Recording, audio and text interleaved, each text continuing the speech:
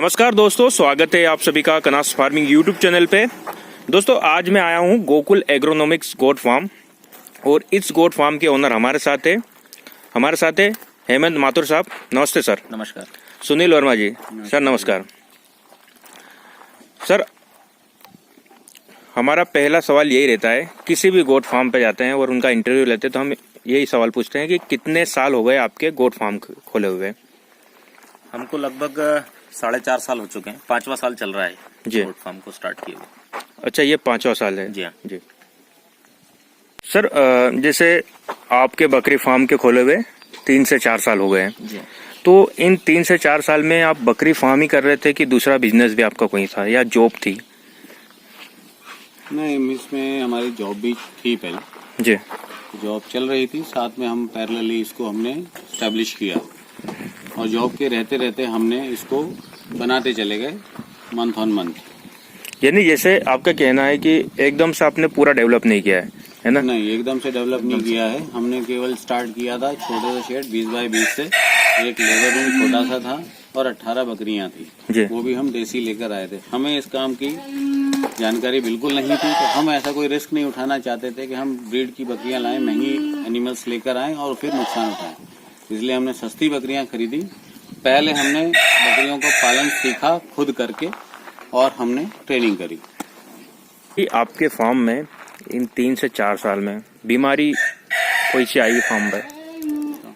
Actually देखिए, बीमारियां तो मेजर सबको पता ही है, पीपीआर है, एंटोटॉक्सीमिया है, एफएमडी है, एचएस है, लेकिन इन सबके वैक्सीन अवेलेबल है।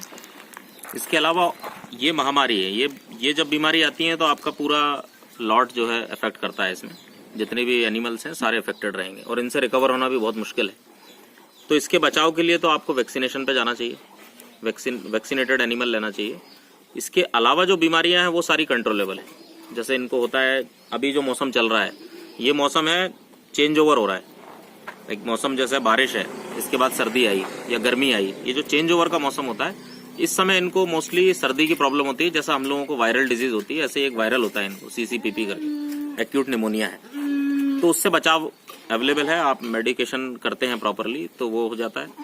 इसके बाद कॉक्सीडिया करके एक प्रॉब्लम आती है इनको, कॉक्सीडियोसिस होता है, उसका भी मार्केट में मेडिसिन अवेलेबल है। तो अगर आप इन वैक्सीनेशन पे चलते हैं, प्रॉपर वैक्सीनेशन साइकिल करते हैं, डीवॉर्मिंग करते हैं एनिमल्स की, तो आप मेजर प्रॉब्लम से बच जाएंगे। बाकी ये छोटी मोटी लूज मोशन होना, इकोलाई जो आती है प्रॉब्लम, ये सारी चीजें हैं, ये कंट्रोलेबल है। माधव साहब, आप आपके फार्म पे ट्रेनिंग देते हो, है ना? तो अभी कितने बार आपने अपने फार्म पे ट्रेनिंग दे दी है? अभी हम लोगों ने 2 बार ये ट्रेनिंग ऑर्गेनाइज करी थी जी। और अभी जो नेक्स्ट बैच आ रहा है अक्टूबर में, 17-18 अक्टूबर में, ये थर्ड बैच है जी हाँ, तीसरा बैच स्टार्ट हो गया। अच्छा माधुर साहब, जैसे अभी आपने सेकंड जो ट्रेनिंग ली है ना, अब थर्ड ट्रेनिंग आ रही है, तो आप आपके फार्म पे ट्रेनिंग में क्या क्या सिखाते हो? देखिए, इसका एक पहली बात तो ये कोई फिक्स मॉड्यूल नहीं है, क्योंकि डिपेंड ऑन कस्टमर। जो हमारे पास ट्रेनी आ रहे हैं उनकी क्या क्वेरी है उसको हम सॉल्व करते हैं। हमारा अपना भी एक मॉड्यूल है ट्रेनिंग का। इसमें मेजर पार्ट है, जैसे फर्स्ट डे हम बकरी पालन का इंट्रोडक्शन देते हैं कि क्या है, क्यों करना चाहिए, क्यों नहीं करना चाहिए, क्या लिमिटेशंस हैं इसमें, इसकी जानकारी देते हैं। फिर इसमें आता है कि शेड मैनेजमेंट, वो हमें कैसे देखना है, शेड की क्या डिज़ाइन रखनी है, कैसे हम लो कॉस्ट शेड बना सकते हैं। अगर आपके पास बजट है तो आप बड़े शेड भी बना सकते हैं। आप यहाँ देखेंगे हर तरह के शेड अवेलेबल है हमारे पास, तो उनका एक डेमो दिया जाता है। इसके बाद आता है फीड मैनेजमेंट। एक तो फीड और फीड मैनेजमेंट कि हमको इन्हें क्या खिलाना है और कितनी मात्रा में खिलाना है, ताकि हम उसको बैलेंस रख सकें। जो हमारा खर्चा है, जो हमारी कॉस्ट लग रही है, उसको हम बैलेंस कर सकें, वो आता है फीड मैनेजमेंट में। इसके बाद आता है डेली रूटीन, जो हमारे चेकअप होते हैं एनिमल्स के। जैसे आपको हूफ ट्रिमिंग है, खुर काटना है, सींग काटना है, टैगिंग करना है इनको, कैसे टेम्परेचर लेना है। इसके बाद आता है मेडिकेशन का पार्ट। तो मेडिकेशन में काफ़ी बड़ा इसका वो है डिटेल डिस्क्रिप्शन कि वैक्सीनेशन कैसे करना है, कब डिवॉर्मिंग करना है, वो कैसे करना है। इंजेक्शन लगाना एक बहुत ही बेसिक सा मेथड है, वो हमको आना चाहिए। अलग अलग टाइप के इंजेक्शन लगते हैं, कैसे इनका ब्लड सैंपल लेना है, वेन्स में हम कैसे इंजेक्शन देते हैं वो लेना है। फिर आता है कि बीमारियां और उनका इलाज, कौन कौन सी मेन जो प्रॉब्लम्स आती हैं वो बीमारियां आएंगी इसमें और उनका क्या इलाज है, कैसे रोकथाम करेंगे, उनके लक्षण क्या है, इसके बारे में बताया जाता है। फिर इनकी मार्केटिंग के बारे में भी कुछ टिप्स दिए जाते हैं कि हम इसकी मार्केटिंग कैसे करें, ये भी एक बहुत बड़ा चैलेंज है, कैसे हम इनको सेल करें और कैसे मार्केटिंग करें। तो ये बहुत सारा एक, ये मैंने आपको बेसिक चीज़ें बताई हैं और बाकी डिटेल डिस्क्रिप्शन है इनका। अच्छा जी। तो माथुर साहब कितने दिन की होती है? 2 दिवसीय होती है? जी हाँ, 3 दिवसीय होती है? बिल्कुल। तो क्या इसकी फीस क्या है? इसकी 2 दिन की फीस है 4000 रुपीज। इसमें सिर्फ ट्रेनिंग? सिर्फ ट्रेनिंग की है, और अगर कोई एकोमोडेशन चाहता है तो उसके हम 2000 रुपीज अलग से चार्ज करते हैं, और या फिर वो खुद अपना अरेंजमेंट भी कर सकते हैं, रुकने का होटल वगैरह है पास में ही, यहाँ से काफ़ी सारे होटल्स हैं तो उसमें अरेंजमेंट कर सकते हैं। लंच यहीं होता है 2 दिन, ब्रेकफास्ट भी यहीं होता है। अच्छा, जैसे कि अदर प्राइवेट संस्था में भी ट्रेनिंग लेते हैं, ठीक है जी। तो आपके यहाँ से ही ट्रेनिंग क्यों लें? देखिए, इसका ऐसा है कि सबसे बड़ी बात ये होती है कि आप कहीं पर भी ट्रेनिंग करें जी, तो जो आपकी क्वेरी है, जो आपके क्वेश्चंस हैं, उनका जवाब मिलना चाहिए।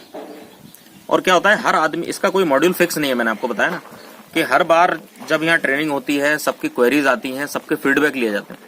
फीडबैक के हिसाब से हम अपना ट्रेनिंग मॉड्यूल फिर सेट करते हैं। अभी जो ट्रेनिंग हुई इसमें हमें कुछ फीडबैक मिला है, उसमें हम और एड ऑन कर रहे हैं चीज़ों को, तो ज़्यादा से ज़्यादा लोगों की क्वेरी, ज़्यादा से ज़्यादा प्रश्नों का जवाब यहाँ मिले और उनको एक सोल्यूशन मिले। क्योंकि हर तरह के लोग आते हैं, कुछ ट्रेनिंग में ऐसे आते हैं जिनके पास अपना एक छोटा सा फार्म चला रहे हैं, उनको प्रॉब्लम आई है, कुछ एकदम बिगनर्स होते हैं, फ्रेशर्स, कुछ ऐसे होते हैं जिनका बजट कम है, तो उसके हिसाब से भी हमको सेट करना है कि भाई आपका बजट कम है तब भी आप ये काम स्टार्ट कर सकते हैं। तो उसके लिए लो कॉस्ट शेड पे जाएंगे, एनिमल्स आप कैसे चूज करेंगे, किस एज ग्रुप के लेंगे, तो इस तरीके की हम एक सारा एक मॉड्यूल बनाया हमने ट्रेनिंग का, और उसका जवाब हम उनको यहाँ देते हैं और उनको यहाँ सब समझाते हैं। माथुर साहब, जैसे आप ट्रेनिंग ऑर्गेनाइज करते हो तो ये प्रति महीने करते हो या फिर महीने के 3 महीने में एक बार करते हो, कैसे? ये एक्चुअली हर महीने की जाती है training, month on month basis पे, और लोगों के हमारे पास कॉल भी आते हैं, तो उसके हिसाब से हम एक बैच बनाते हैं इनका। कितने का बैच होता है ये? बैच होता है 15 लोगों का, 15 लोगों से 15 के बीच, मैक्सिमम 15 लोगों का बैच होता है। और इसको हम अलग अलग तरीके से लोगों तक पहुंचाते हैं। जैसे आपका ये कनाश फार्मिंग का जो चैनल है, इस पे भी पोस्ट होता है ट्रेनिंग का, और हमारी वेबसाइट है www.gokulagronomics.com। अच्छा, वो वेबसाइट तो मैं नीचे डिस्क्रिप्शन में डाल दूंगा। जी हाँ, जी हाँ। अच्छा, तो डेट आप उसमें ही और अनाउंस करोगे? अनाउंस उसी में करते हैं। अच्छा। इसके सिवा हमारे पास जितने कॉल्स आते हैं कस्टमर्स के, जो हमारी वेबसाइट देखते हैं या यूट्यूब चैनल के थ्रू जिनको पता चलता है, हम उनका रिकॉर्ड भी अपने पास मेंटेन करते हैं, और जब ट्रेनिंग शेड्यूल हो जाती है तो हम उनको ब्रॉडकास्ट कर देते हैं, इन्फॉर्मेशन दे देते हैं कि इस तारीख को यहाँ पर ट्रेनिंग होनी है। तो उसके थ्रू भी लोगों को अपडेट रहता है। माथुर साहब, एक सवाल ये है कि जैसे गोट फार्म आपने खोला, ठीक है, और आप यहाँ से बकरे वगैरह सेल करते हो, ठीक है, और आप जैसे जितने भी गोट फार्म है सबका रेट हाई होता है, ठीक है, तो ऐसा क्या कारण है कि नया जो बकरी फार्मर है कि आपसे खरीदे, और जैसे राजस्थान वहाँ पे जहाँ पे ये सिरोही नस्ल की बकरियाँ वगैरह रहती है वहाँ से नहीं खरीदे और आपसे खरीदे? देखिए, उसका एक बेसिक कारण है कि एनिमल की अडाप्टेबिलिटी का मतलब होता है एडजस्टमेंट उस वातावरण में, स्टॉल फीड सिस्टम में। ये जंगल में घूमने वाला और चरने वाला जानवर है। इसको जब ये यहाँ सेट होता है, स्टॉल फीड सिस्टम जो अपन एक जगह रख के उनको खिलाते हैं, तो उसमें बहुत सारी परेशानियाँ आती है, बीमारियाँ भी आती है, ट्रांसपोर्टेशन में उनका वैक्सीनेशन होना प्रॉपर ज़रूरी है। तो यही सब चीज़ों को हम ध्यान में रखते हुए यहाँ पर हम एनिमल उस हिसाब से तैयार करते हैं। जैसे स्टॉल फीड एनिमल, ये सारे जो पीछे आपको दिख रहे हैं, ये सारे स्टॉल फीड में सेट हो चुके हैं। अब जो नया फार्मर है जिसको ये गोट फार्मिंग स्टार्ट करनी है, ज़रूरी नहीं है कि वो 50 एनिमल से करे, चाहे वो 10 एनिमल से करे, 10+1। हम ये सजेस्ट करते हैं कि उसको फार्म से ही एनिमल लेना चाहिए। नंबर 1, वैक्सीनेटेड होता है, वो डिवॉर्मिंग किया होता है, और उसके अंदर अडाप्टेबिलिटी होती है कि यहाँ रहकर एक फार्म के अंदर रह के वो खा सके और वेट गेन कर सके। अदरवाइज क्या होगा, उसमें बहुत सारी प्रॉब्लम आती है, और वो जो नया फार्मर है वो उस चीज़ों को बहुत मुश्किल है उसको मैनेज करना, मेंटेन करना। वो बिना पूरा नॉलेज के और एक एक्सपीरियंस के बाद ही वो चीज़ें आती हैं, तभी वो हो पाता है। अदरवाइज उसको ये प्रॉब्लम्स आएंगी और फिर फाइनली वो ये होगा कि एनिमल में मोर्टेलिटी, जानवर मरने लगेंगे या उनकी ग्रोथ नहीं होगी, बीमारी आ जाएगी और वो फार्म बंद कर देगा। इसीलिए उसे, किसी भी नए फार्मर को सेटल्ड एनिमल ही लेने चाहिए। इसीलिए कहा जाता है जो कि स्टॉल फिटिंग में पहले से सेट है। जी हाँ, जो जानवर सेट हो चुके हैं वो लेना। सर जैसे आप बता रहे थे कि ट्रेनिंग आप प्रति महीने लेते हो, तो जैसे अभी नवंबर आ रहा है, तो नवंबर में कौन सी डेट फिक्स करी आपने? हमने फिक्स करी है 17 और 18 नवंबर, सैटरडे और संडे। 17 और 18। जी हाँ, इसके रजिस्ट्रेशन स्टार्ट हो चुके हैं। अच्छा, जी हाँ, लास्ट डेट कब है? हम 10 तारीख तक क्लोज कर देंगे, 10 नवंबर तक। अच्छा, चलो। सुनील सर, जैसे आपके फार्म के 3 से 4 साल हो गए हैं, ठीक है, और आपने सब तरह के दिन देखे हैं, है ना, और सभी मौसम में इनको आपने पाल लिया है, ठीक है, और आपको जितनी भी परेशानी हुई है और होने वाली है, ये सभी चीजें आपने देख लिया है, ठीक है। तो आप क्या सोचते हो बकरी फार्म को कि ये प्रॉफिटेबल बिजनेस है या नहीं? देखिए, बकरी पालन और बकरी फार्म जो हमने खोला है, इसमें ओवरऑल थंब रूल ये है कि पूरा एक प्रॉफिटेबल बिजनेस है, बशर्ते आप इसको ढंग से चलाएं, दवाई गोली का ध्यान रखें, क्योंकि एक ये लाइव एनिमल के साथ आप काम कर रहे हो, उसकी कीमत तब तक है जब तक उसके अंदर जान है। अगर वो जान आप नहीं संभाल पाए तो वो बेकार है। ये बेजुबान जानवर भी है। जुबान जानवर है, वो अपनी तकलीफ नहीं बता पाता। तो ऐसा नहीं है कि आपने लेबर के भरोसे फार्म को छोड़ दिया और आप यहाँ पर सैटरडे संडे की छुट्टी मनाने के लिए आ रहे हैं। ऐसे अगर करना है काम तो फिर नहीं करें। और ये केवल बकरी फार्म पे ही एप्लीकेबल नहीं, किसी भी बिजनेस में ये इस तरीके से मैनेज करेंगे तो वो नहीं चलेगा।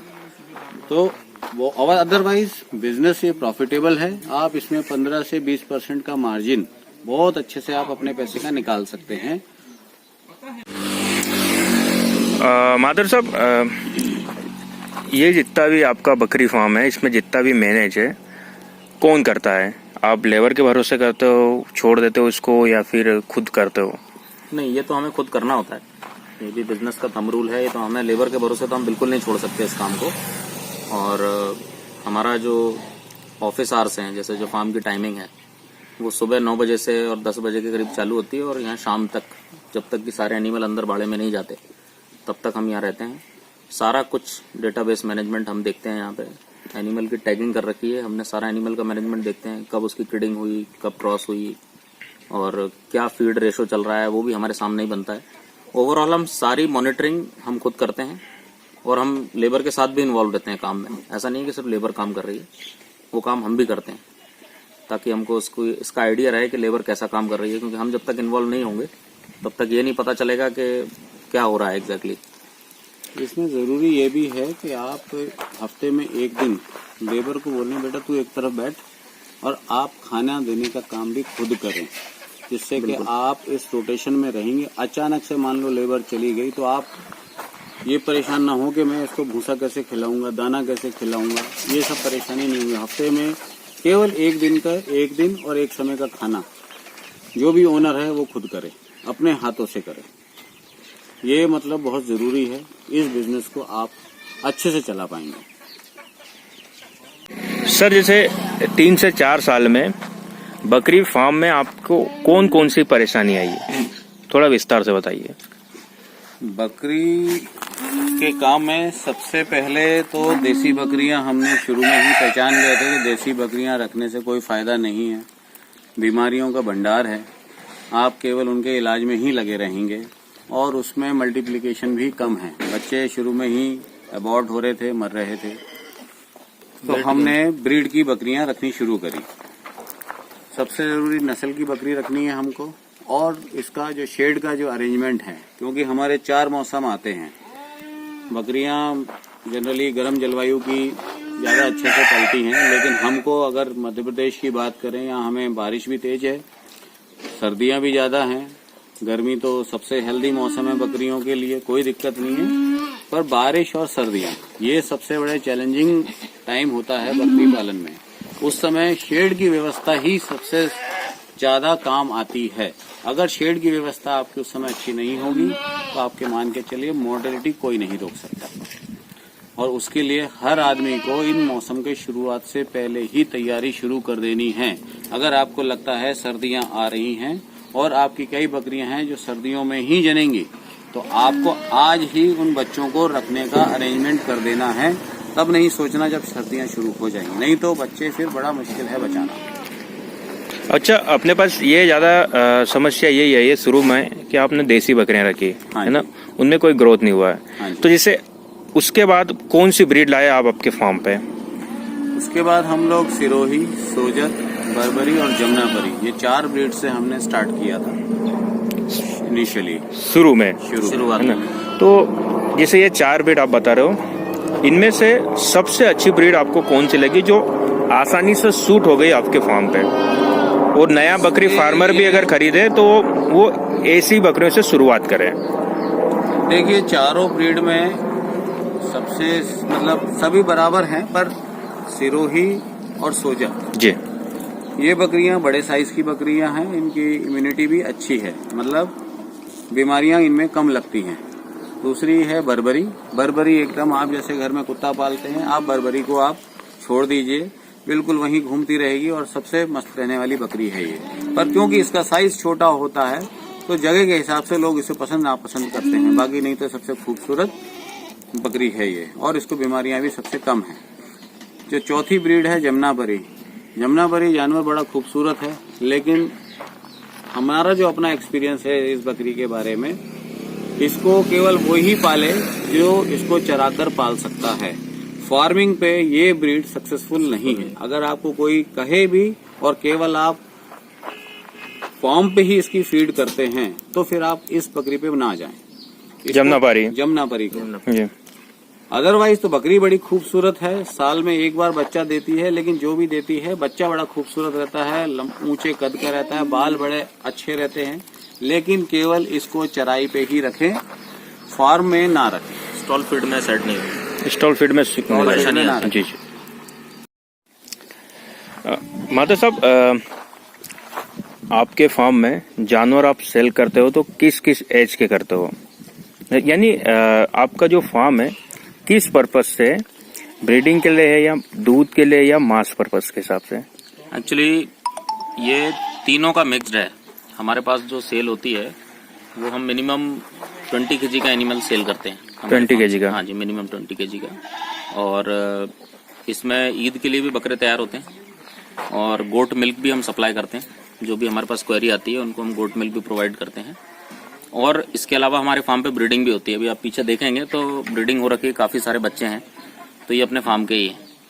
तो ये तीनों का मिक्सचर है, मतलब ब्रीडिंग भी हो रही है यहाँ पर, किड्स भी बेचते हैं, प्रेग्नेंट बकरियां भी मिलती हैं हमारे यहाँ, वो भी सेल होती हैं। ईद के हिसाब से भी हम बकरे तैयार करते हैं और वो भी अवेलेबल रहते हैं सेल के लिए। अच्छा, ठीक है। धन्यवाद माधर साहब, धन्यवाद सुनील सर, आपने काफ़ी अच्छी जानकारी दी हमारे व्यूवर्स को, और मैं उम्मीद करता हूँ कि इसी तरह आप और हमारे चैनल पे कुछ वीडियो अपलोड करवाते रहेंगे। जरूर जरूर। धन्यवाद। Thank you.